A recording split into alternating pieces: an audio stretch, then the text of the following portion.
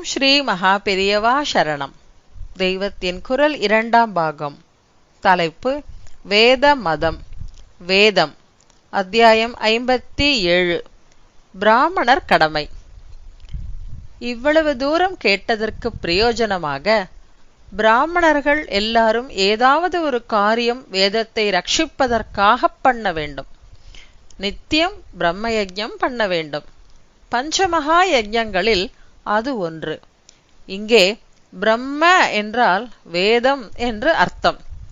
அகண்ட தீபம் போல் மந்திர சக்தியானது நம்மிடம் அணையாது இருப்பதற்காக நாம் அதை செய்ய வேண்டும்.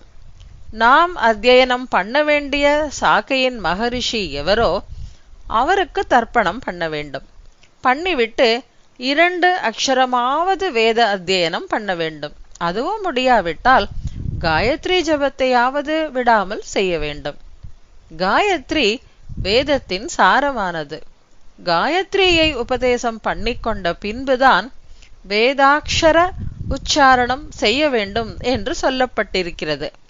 அத்தகைய காயத்ரியை சஹஸ்ராவிருத்தி 1000 முறை ஜபிப்பது தினந்தோறும் செய்ய வேண்டும். கடைசி பட்சம் 10வது பிரதிவேளையும் செய்ய வேண்டும் என்று சொல்லப்பட்டிருக்கிறது. காயத்ரி மந்திரம் சித்த சாந்திக்கு காரணம். அதனுடைய தேவதை சூரியன்.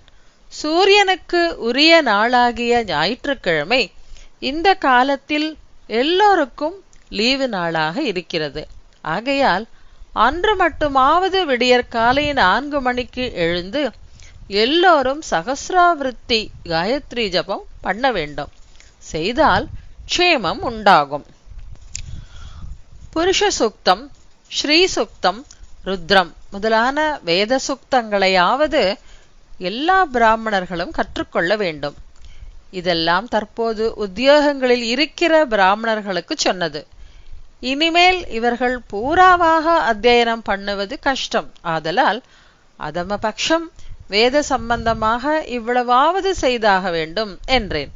ஆனால் கஷ்டத்திலும் ஒன்றை எடுத்துக்கொண்டு முடித்தால்தான் பெருமை ஜாஸ்தி. அந்த விதத்தில் இவர்கள் என்ன கஷ்டமானாலும் பெரிதில்லை என்று எத்தனையோ 1000 தலைமுறைகளாக தொடர்ந்து வந்திருக்கிற வேத வித்யை ஸ்வீகாரம் பண்ணியே தீருவது என்ற பக்தியும் ஸ்ரத்தையும் வைத்துவிட்டால் இப்போதிருந்தாவது அத்தியனத்தை ஆரம்பித்து சில வருஷங்களில் பூர்த்தி செய்து விடலாம்.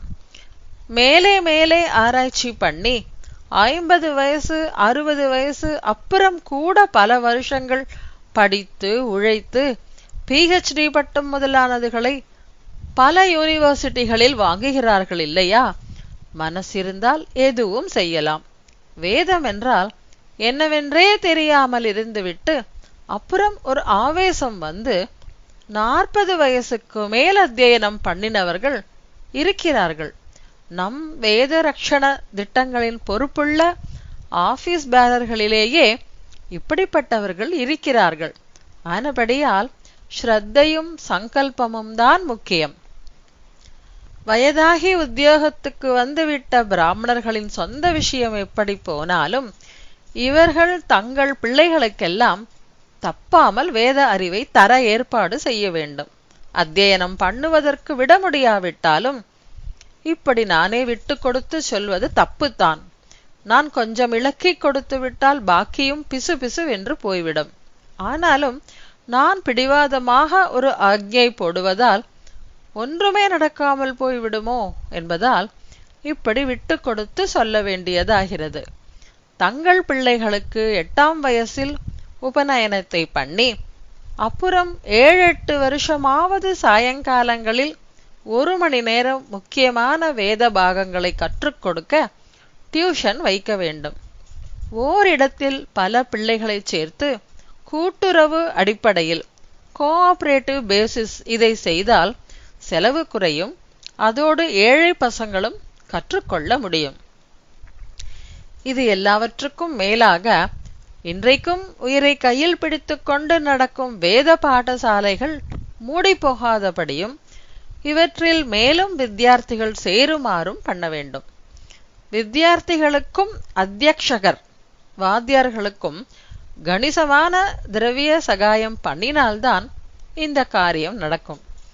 முன்னமே சொன்ன மாதிரி பிராமணனுக்கு ரொம்பவும் ஜாஸ்தியாக லௌகீக சௌகரியங்களையும் தன வசதியையும் தரக்கூடாதுதான் என்றாலும் நல்ல சம்பாத்தியம் தரக்கூடிய பல தொழில்கள் அவர்களை வசீகரிக்கிற தற்காலத்தில் சிலராவது இப்படி பூரணமாக வேதத்தை கற்றுக்கொண்டு பிற்பாடு சொல்லிக் கொடுப்பது என்ற பிராமண ஸ்வதர்மத்தையே செய்ய வேண்டுமானால் அப்படிப்பட்டவர்கள் இல்லை என்று அழாத அளவுக்கு அவர்களுக்கு வசதி பண்ணி தரத்தான் வேண்டும். ஆதியில் இல்லாத அநேக புது புது சௌகரியங்களும் சுக சாதனங்களும் வந்துவிட்ட இந்த நாளில் சிலரை மட்டும் பரம வைராகிகளாக இருந்து கொண்டு ஸ்வதர்மத்தை பண்ணுங்கள் என்று சொன்னால் வேத ரட்சணம் என்பது நின்றே போய்விட வேண்டியதுதான். அதனால் வேதத்துக்கே தங்களை அர்ப்பணித்துக் கொள்ளும்படியாக சிலரை பண்ணும்போது அவர்களுக்கு நாம் நன்றாக சன்மானம் செய்து திரவிய சகாயம் நிறைய கொடுக்கத்தான் வேண்டும்.